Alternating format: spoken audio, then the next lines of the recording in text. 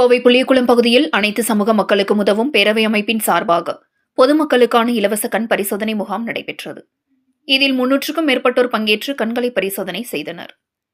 கோவை மாவட்ட பார்வை இழப்பு தடுப்பு சங்கம், கோவை சிவாஜி காலனி பகுதியில் இயங்கும் அனைத்து சமூக மக்களுக்கும் உதவும் பேரவை மற்றும் கோவை அரவிந்த் கண் மருத்துவமனை இணைந்து நடத்தும் இலவச மாபெரும் கண் பரிசோதனை முகாம் கோவை புளியகுளம் பகுதியில் உள்ள புனித அந்தோணியர் ஆலய வளாகத்தில் நடைபெற்றது.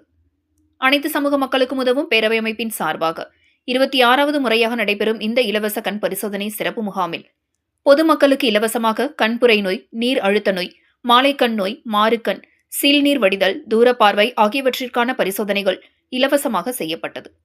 இந்த கண் பரிசோதனை முகாமில் பொதுமக்கள், இந்த பகுதியைச் சேர்ந்தவர்கள் என சுமார் 300க்கும் மேற்பட்டோர் கலந்து கொண்டு கண் பரிசோதனை செய்து கொண்டதுடன் மருத்துவர்களிடம் ஆலோசனை பெற்றனர்.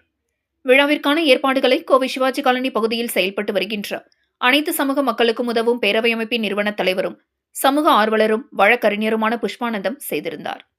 இந்த கண் சிகிச்சை முகாமில் தோழர் மாணிக்கம், அனைத்து கிறிஸ்தவ மக்கள் ஒருங்கிணைப்பு நலமைய நிறுவன தலைவர் ஸ்டீபன் ராஜ், புனித அந்தோணியார் ஆலயத்தின் உதவி பங்கு தந்தை பால்ராஜ், இந்திரன் இதழாசிரியர் உலகநாதன், லக்ஷ்மி, திவ்யா, பால்ராஜ், வழக்கறிஞர் குமாஸ்தா, ராஜான், போத்தனூர் தெய்வானை, புவனேஸ்வரி, பாப்பாத்தி, சுபஸ்ரீ உள்ளிட்ட பலர் கலந்து கொண்டனர் என்பது குறிப்பிடத்தக்கது.